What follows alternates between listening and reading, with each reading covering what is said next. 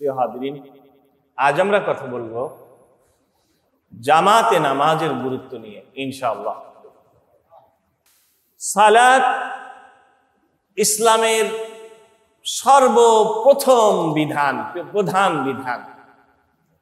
ইমানের পরেই সালাত। সালাত হচ্ছে বা নামাজ হচ্ছে মুমিনের পাওয়ার হাউস। মুমিন প্রতিদিন 5 বার করে তার ইমানকে রিসার্চ করে এই সালাতের মাধ্যমে। 5 বার নামাজ পড়তে 5 বার ওযু করলে এই ওযুকে তুলনা করা হয়েছে নাহারের সাথে, নদীর সাথে। রাসূল করিম সাল্লাল্লাহু আলাইহি সাল্লাম বলেছেন, তোমাদের কারোর বাড়ির পাশে যদি একটা ঝর্ণা থাকে, সে যদি সেই ঝর্ণা থেকে 5 বার গোসল করে, বলো তো হাল মিন দারানিহি শাইউন, তাহলে তার গায়ে কি কোনো ময়লা থাকতে পারে? সাহাবীরা বললেন, ইয়া রাসূলুল্লাহ, তার গায়ে কোনো ময়লা থাকতে পারে না। রাসূল সাল্লাল্লাহু আলাইহি ওয়াসাল্লাম বললেন, এটা হচ্ছে তোমাদের 5 ওয়াক্ত নামাজ আর 5 বার ওযুর দৃষ্টান্ত। যে ব্যক্তি 5 বার ওযু করবে, তার গায়ে, যে ব্যক্তি 5 বার নামাজ পড়বে, তার দেহে তেমনি কোনো গুনাহ, কোনো পাপ, কোনো ময়লা থাকতে পারে না। সুবহানাল্লাহ। যদি আমাদের নামাজ নামাজের মতো হয় আর নামাজের হক পূর্ণরূপে আদায় হয় জামাতে নামাজের মাধ্যমে। আল্লাহ রাব্বুল আলামিন বলেন, ওয়াকিমুস সালাতা ওয়া আতুজ যাকাতা ওয়ারকাউ মা'আর রাকিঈন। তোমরা সালাতকে কায়েম করো, যাকাত আদায় করো, আর রুকুকারীদের সাথে রুকু করো। আল্লাহ রুকু করতে বলেছেন, অর্থাৎ নামাজ পড়তে বলেছেন রুকুকারীদের সাথে, একা একা না, সম্মিলিতভাবে পড়তে বলেছেন। সুবহানাল্লাহ। কারণ সম্মিলিতভাবে জামাতে নামাজ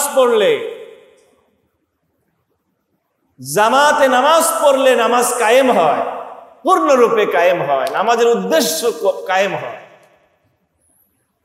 নামাজের উদ্দেশ্য, অনেক উদ্দেশ্য আছে, যেমন ব্যক্তিকে সংশোধন করা, তেমন সমাজকে সংশোধন করা। জামাতে নামাজের মাধ্যমে পরস্পরের সাথে দেখা হয়, সমাজের সবার খোঁজ খবর পাওয়া যায়, গরিব দুঃখীর অবস্থা জানা যায়, ভ্রাতৃত্ব ভালোবাসা তৈরি হয়। সুবহানাল্লাহ।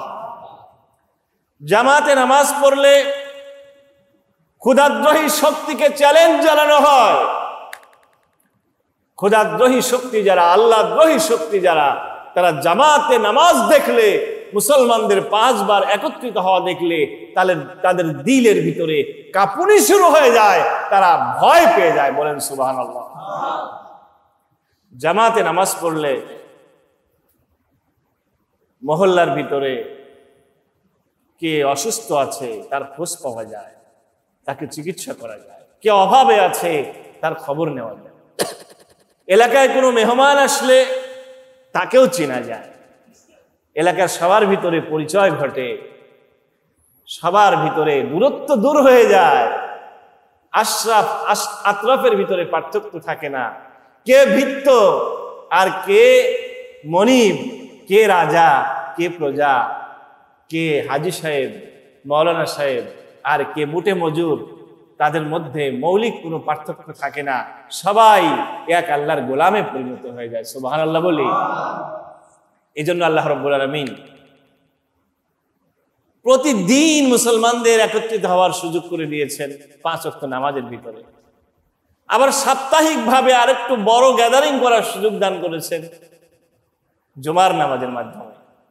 বাৎসরিক আরেকটু বড় পরিসরে গ্যাদারিং করার সুযোগ দান করেছেন, সমবেত হওয়ার সুযোগ দান করেছেন ঈদের নামাজের মাধ্যমে। আবার আন্তর্জাতিকভাবে গোটা পৃথিবীর মুসলমানদের একত্রিত হওয়ার সুযোগ দান করেছেন হজের মাধ্যমে। আল্লাহ রাব্বুল আলামিন বলেন, ওয়াহাফিযু আলাস সালাওয়াতি ওয়াস সালাতিল উসতা ওয়া কুনু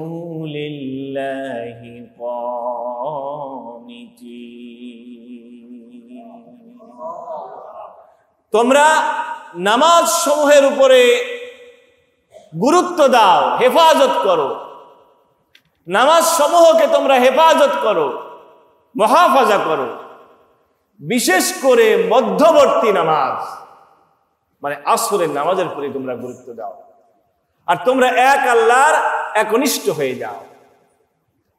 আল্লামা ইব্রাহিম তাইমি রহমাতুল্লাহ আলাইহি বলেন, এখানে হাফিজু আলাস সালাওয়াতি, তোমরা সালাতের প্রতি গুরুত্ব দাও, এই কথার মানেই হচ্ছে তোমরা জামাতের সাথে নামাজ পড়ো।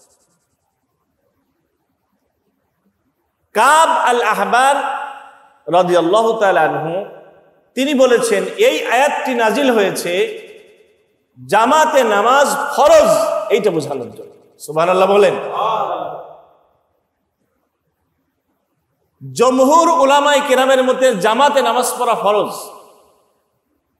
আমাদের প্রসিদ্ধ ইমাম 4 জন। কয়জন বলেন? প্রসিদ্ধ মাযহাব 4টি, সবচেয়ে ফেমাস মাযহাব, বেশি উম্মত 90% বেশি উম্মত অনুসরণ করে 4টা মাযহাব, হানাফি, শাফিঈ, হাম্বলি, মালিকি।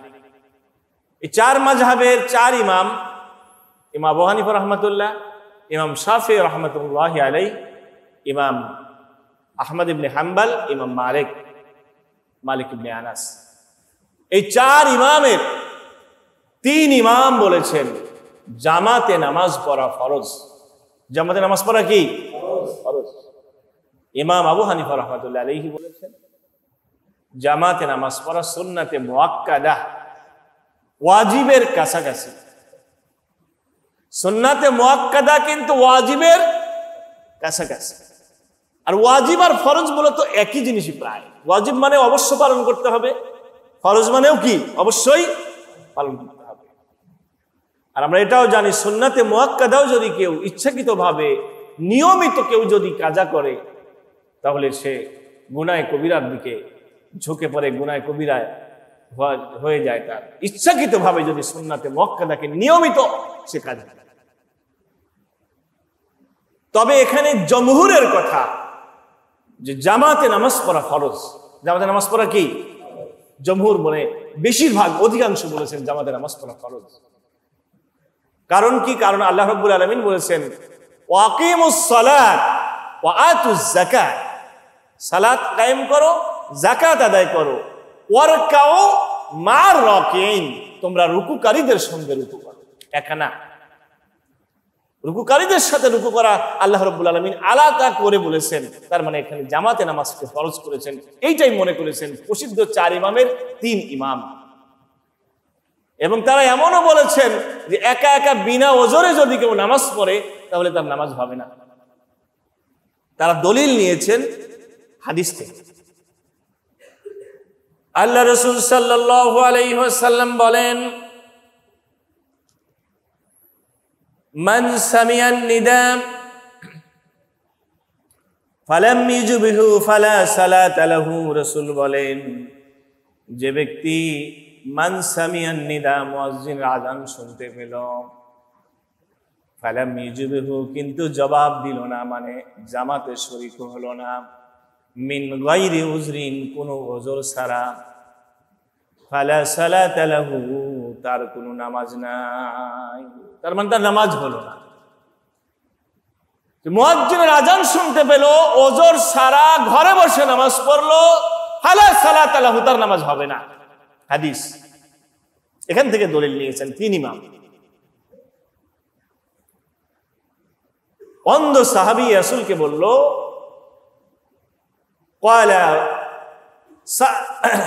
আন্না রাজুলান আমা, ক্বালা, একজন অন্ধ সাহাবী রাসূলকে বললেন, ইয়া রাসূলুল্লাহ সাল্লাল্লাহু আলাইহি ওয়াসাল্লাম, আমি একজন অন্ধ মানুষ, আমি একজন অন্ধ মানুষ, ফাহাল্লি রুখসাতুন আন উসাল্লিয়া ফি বাইতি, আমার জন্য কি রুখসত আছে যে আমি ঘরে বসে নামাজ আদায় করব? এই সুযোগ কি আমার জন্য আছে? রাসূল সাল্লাল্লাহু আলাইহি ওয়াসাল্লাম বললেন, হাল সামিতান নিদা, তুমি কি মুয়াজ্জিনের আযান শুনতে পাও? সে বলছে, নাম, হ্যাঁ আমি আযান শুনতে পাই। রাসূল বললেন, ফাআজিব, তুমি যদি মুয়াজ্জিনের আযান শুনতে পাও তাহলে মুয়াজ্জিনের ডাকে তুমি সাড়া দাও, মুয়াজ্জিনের আযান শুনে তুমি মসজিদে চলে আসো। অন্ধ সাহাবী আব্দুল্লাহ ইবনে উম্মে মাকতুম বলেন, ইয়া রাসূলুল্লাহ, আমি একজন অন্ধ মানুষ, আমার বাড়ি মসজিদ থেকে বেশ খানিকটা দূরে। তাছাড়া আপনি জানেন মদিনা সাপ বিচ্ছু হিংস্র জন্তু জানোয়ার বাস করে অনেক, এরকম এলাকা। ইয়া রাসূলুল্লাহ সাল্লাল্লাহু আলাইহি ওয়াসাল্লাম, আমার জন্য কি জামাতে না আসার কোনো রুখসাত আছে? আল্লাহ রাসূল বললেন, লা আজিদু লাকার রুখসা, আমি তোমার জন্য কোনো রুখসাত পাচ্ছি না। তো জোরে কি বলবেন আল্লাহু আকবার? অন্ধ মানুষের জিহাদে যাওয়ার রুখসাত না যাওয়ার রুখসাত আছে, বৃদ্ধ মানুষের জিহাদে না যাওয়ার রুখসাত আছে। বৃদ্ধদের জন্য যারা, তাদের জন্য জিহাদ ফরজ নয়, অন্ধদের জন্য জিহাদ ফরজ নয়, পঙ্গুর জন্য জিহাদ ফরজ নয়। অথচ এমন অন্ধ ব্যক্তিকেও আল্লাহ রাসূল সাল্লাল্লাহু আলাইহি ওয়াসাল্লাম বললেন, জামাতে নামাজে না আসার ব্যাপারে আমি তোমার জন্য কোনো রুখসাত পাচ্ছি না, তোমাকে জামাতে আসতে হবে। মুয়াজ্জিন যখন আজান দেবে তুমি মুয়াজ্জিনের ডাকে সাড়া দিয়ে মসজিদে চলে আসো। সুবহানাল্লাহ, আল্লাহু আকবার। জামাতে নামাজের কত গুরুত্ব। রাহমাতুল লিল আলামিন, যিনি ছিলেন দয়ার সাগর, তার উপরে কেউ যদি অন্যায় করত তিনি কোনোদিন প্রতিশোধ গ্রহণ করতেন না।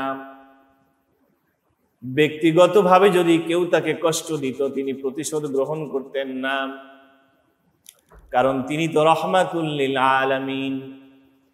কিন্তু রাহমাতুল লিল আলামিন তিনি বলেছেন, আমার মন চায় কাউকে ইমামতির দায়িত্ব দেই, আর আমি কিছু সংখ্যক যুবক নিয়ে, কিছু লাকড়ি নিয়ে, আগুন নিয়ে বের হয়ে যাই, ওই মানুষদের ঘর বাড়ি জ্বালিয়ে দেই যারা বিনা কারণে মসজিদে আসে না, ঘরে বসে নামাজ পড়ে। একথা কে বলছেন? রাহমাতুল লিল আলামিন, যিনি হচ্ছেন দয়ার সাগর। অর্থাৎ তিনি বলছেন, আমার মন চায় লাকড়ি নিয়ে, আগুন নিয়ে ওই সমস্ত মানুষের ঘর বাড়ি জ্বালিয়ে দেয় যারা বিনা কারণে ঘরে বসে নামাজ পড়ে। প্রিয় ভাইরা আমার, জামাতে নামাজের গুরুত্বের ব্যাপারে আর কি কথা বলার দরকার আছে? এরপরে তো আর দরকার থাকে না। রাসূল বলছেন যে আমি যেন তাদের ঘর বাড়ি জ্বালিয়ে দেই যারা বিনা কারণে ঘরে বসে নামাজ পড়ে। কিন্তু এটা করি না, কারণ ঘরে শিশুরা আছে, নারীরা আছে, তারা না থাকলে হয়তো আমি তাই করতাম, কথার ভাবে এমনি বোঝা যায়। আমার ভাইরা, আমরা অনেক সময় বিনা কারণে অলসতা করে জামাতে নামাজ ত্যাগ করি, ঠিক না ভাই? জামাতে নামাজ ত্যাগ করলে শয়তান আপনার দিলের ভিতরে বাসা বাঁধে। আমি নিজেও কিন্তু নিজেকে নসিহত করছি, আমারও মাঝে মাঝে জামাত কাজা হয়, হয়তো সাম্প্রতিক সময় একটু বেশি হচ্ছে, এমন হতে পারে। তার কারণে আমি আরো নিজেকেও নসিহত করছি, করার জন্য আজকের এই বয়ানটা করতেছি। আমি যে খুব ভালো আপনাদের চাইতে তা হয়তো বোঝাচ্ছি না। আল্লাহ আমাদের সবাইকে হেদায়েত দান করুন, বলি আমিন। কারণ এই অবস্থায় চলতে পারে না, জামাত ত্যাগ করে মুসলমানের অবস্থা চলতে পারে না। কারণ আল্লাহ রাব্বুল আলামিন জামাতের মাধ্যমে মুসলমানদেরকে ট্রেনিং দিচ্ছেন, ইমানের ট্রেনিং দিচ্ছেন, তার অহংকার দূর করার ট্রেনিং দিচ্ছেন, তাকে ভ্রাতৃত্ব ভালোবাসার ট্রেনিং দিচ্ছেন, তাতে জিহাদের ময়দানে লড়াই করার ট্রেনিং দিচ্ছেন। সুবহানাল্লাহ। আল্লাহ রাব্বুল আলামিন বলেন, ইন্নাল্লাহা ইউহিব্বুল্লাযীনা ইউকাতিলুনা ফী সাবিলিহি সাফফান কাআন্নাহুম বুনয়ানুম মারসুস। নিশ্চয়ই আল্লাহ রাব্বুল আলামিন ওই বান্দাদেরকে ভালোবাসেন যারা আল্লাহর রাস্তায় সীসা ঢালা প্রাচীরের মতো সারিবদ্ধভাবে লড়াই করে, সংগ্রাম করে। এই লড়াই এবং সংগ্রাম করার এই ট্রেনিংটা হচ্ছে নামাজ। নামাজের ভিতরে একজন আরেকজনের কাঁধে কাঁধ লাগিয়ে, দেহের সাথে দেহে লাগিয়ে, একজন আরেকজনের পাশে দাঁড়িয়ে তারা জিহাদের ট্রেনিং নেয়। সুবহানাল্লাহ বলেন। এই জন্য রাসূল করিম সাল্লাল্লাহু আলাইহি সাল্লাম জামাতে নামাজ যখন দাঁড়াতেন, রাসূলুল্লাহ সাহাবীদের কাঁধে হাত দিয়ে বলতেন যে ইস্তাউ ইস্তাউ ওয়ালা তাখতালিফু, তোমরা সবাই কাতার সোজা করো, তোমরা দূরত্বকে দূর করো, তোমরা পৃথক হয়ে যেও না। তাখতালিফা কুলুবুকুম, তাহলে তোমাদের অন্তরগুলো পৃথক হয়ে যাবে, দূরে চলে যাবে। আর যদি তোমরা লেগে লেগে দাঁড়াও, আল্লাহ তোমাদের অন্তরগুলোকে মিলিয়ে দিবেন, ভালোবাসা বাড়িয়ে দিবেন। সুবহানাল্লাহি ওয়া বিহামদিহি। আল্লাহর নবী বলেন, আজানের ভিতরে কি আছে মানুষ যদি এটা জানতে পারত এবং লটারি না করলে আজানের দায়িত্ব নেওয়ার সুযোগ যদি না থাকতো, তাহলে আজানের দায়িত্ব পাওয়ার জন্য মুসলমানেরা লটারি করত। আজকে আমরা সুযোগ থাকা সত্ত্বেও আজান দিতে চাই না, একজন আরেকজনকে ঠেলাঠেলি করি, ঠিক না ভাই, যে তুমি দাও। কিন্তু রাসূল করিম সাল্লাল্লাহু আলাইহি ওয়াসাল্লাম বলেন, আজানের মধ্যে কি রয়েছে, কি মর্যাদা রয়েছে যদি মানুষেরা জানতে পারত। আর লটারি না করে যদি আজানের দায়িত্ব না পাওয়া যেত, তাহলে লটারি করত, কিন্তু বিনা লটারিতে একজন আরেকজনকে অধিকার ছেড়ে দিত না। আল্লাহর নবী আরো বলেন, মুয়াজ্জিনের ঘাড় কিয়ামতের ময়দানে সবার চাইতে লম্বা হবে তার মর্যাদার কারণে, এবং মুয়াজ্জিনের ডাক যারা শুনতে পাবে সবাই জামাতে শরীক হয়ে যে সওয়াব পাবে তার সম পরিমাণ সওয়াব মুয়াজ্জিনের আমল নামায় লিখে দেওয়া হবে। মুয়াজ্জিনের আজানের আওয়াজ যত দূর যায়, বৃক্ষরাজি এবং পশু পাখি যারা মুয়াজ্জিনের আজান শুনতে পায় কিয়ামতের ময়দানে, এরা সবাই মুয়াজ্জিনের জন্য সাক্ষী দেবে। সুবহানাল্লাহ। সাহাবীরা বলেন, ইয়া রাসূলুল্লাহ, ইয়া হাবিবাল্লাহ, সবাই তো এই সুযোগটা পাবে না, সবাই তো মুয়াজ্জিন হতে পারবে না। আল্লাহর নবী বলেন, যারা মুয়াজ্জিন হতে পারবে না তারা যদি মুয়াজ্জিনের আজানের জবাব দান করে, তাহলে মুয়াজ্জিনের যেই সওয়াব, যেই মর্যাদা আজানের জবাব দেওয়ার কারণে তাদের আমল নামায়ও সেই মর্যাদা দেওয়া হবে। আর একটু জোরে বলেন না ভাই, সুবহানাল্লাহ। কত বড় সওয়াব! মুয়াজ্জিনের আজানের জবাব কি? মুয়াজ্জিন যা বলে আপনিও তাই বলবেন, এই সওয়াবটা আপনিও পেয়ে যাবেন। ইসলাম কাউকে বঞ্চিত করে না। নিয়ত থাকলে আল্লাহ তার জন্য সুযোগ দিয়েছেন। মুয়াজ্জিন যখন বলবে আল্লাহু আকবার, আপনি বলবেন আল্লাহু আকবার। মুয়াজ্জিন বলবে আশহাদু আল্লা ইলাহা ইল্লাল্লাহ, আপনিও বলবেন আশহাদু আল্লা ইলাহা ইল্লাল্লাহ। এমনি করে মুয়াজ্জিনের কথাগুলো আপনি বলবেন, তাহলে আপনি এই সমান সওয়াব পাবেন। মুয়াজ্জিনের এত মর্যাদা, আজানের জবাব দেওয়ার এত মর্যাদা কেন? কারণ মুয়াজ্জিন তো আল্লাহর চাকর, মুয়াজ্জিন আল্লাহ রাব্বুল আলামিনের পক্ষ থেকে দেওয়া দায়িত্ব পালন করছে, মুয়াজ্জিন আল্লাহর দিকে ডাকছে। সুবহানাল্লাহ।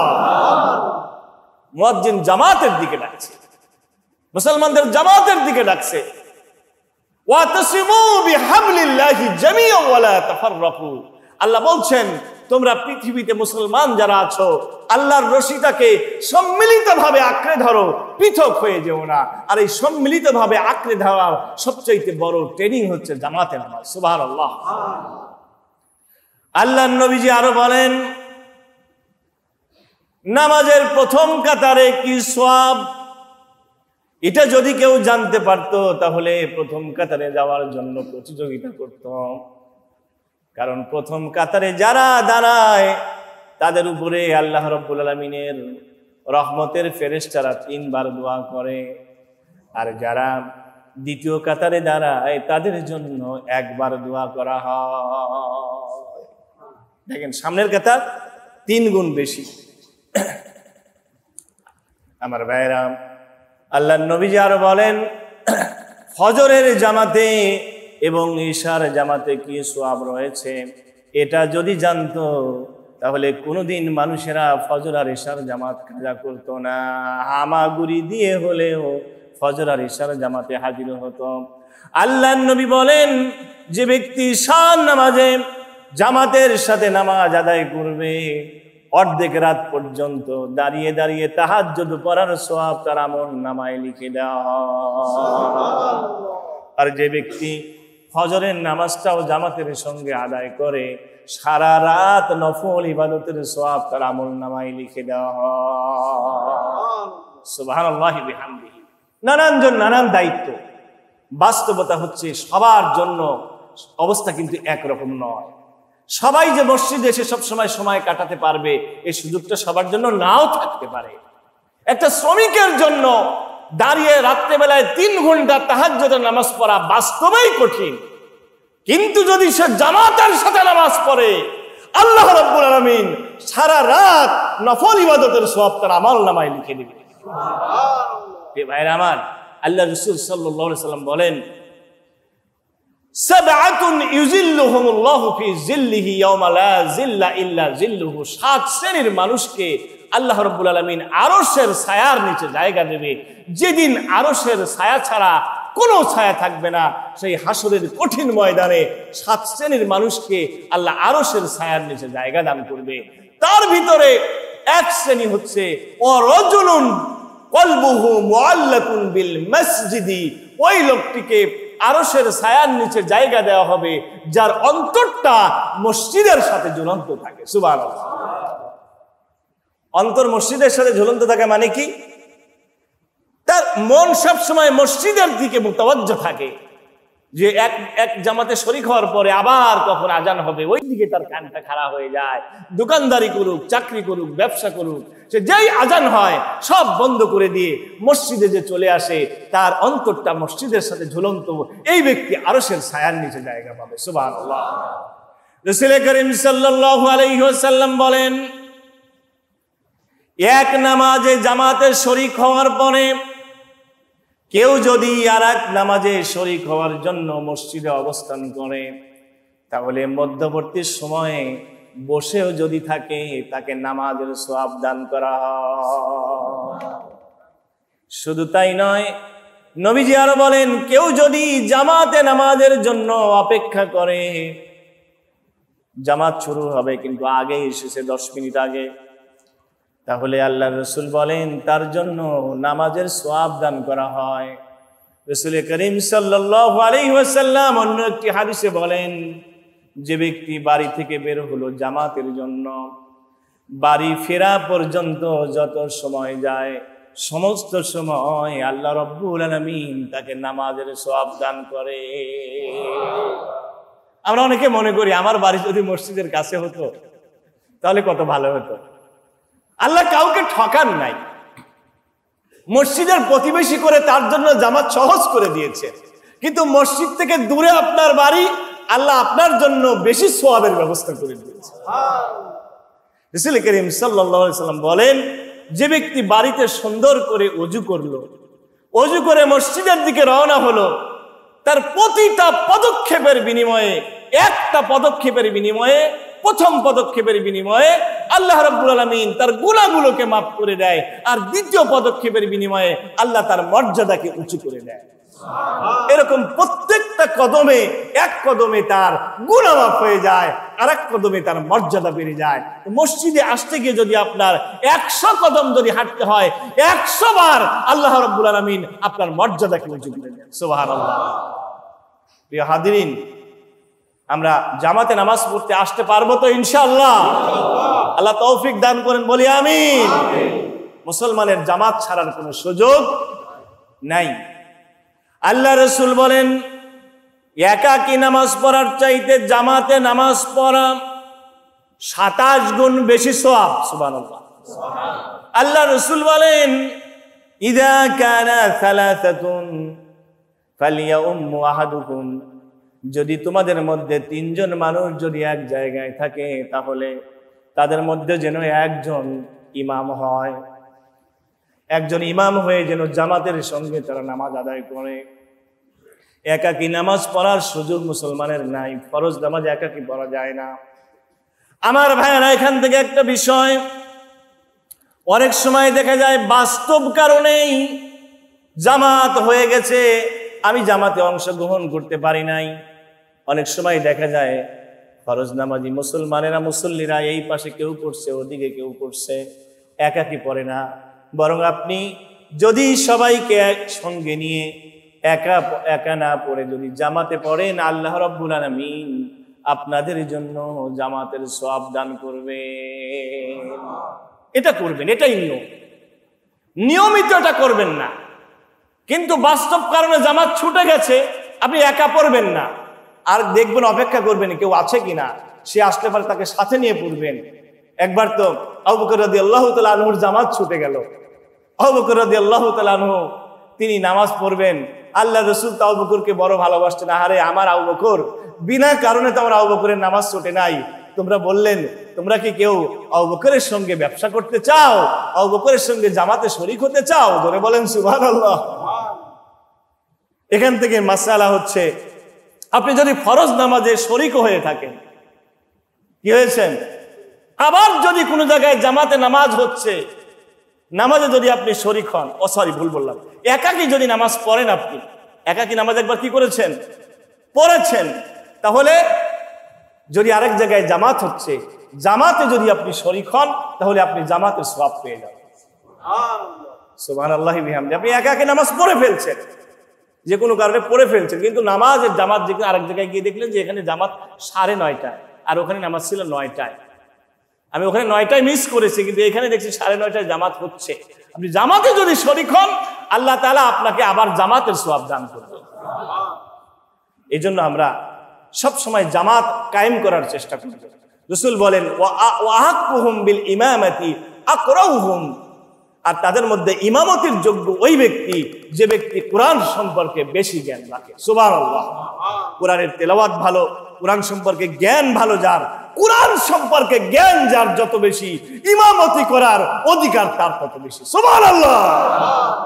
কোরআনের কি মর্যাদা!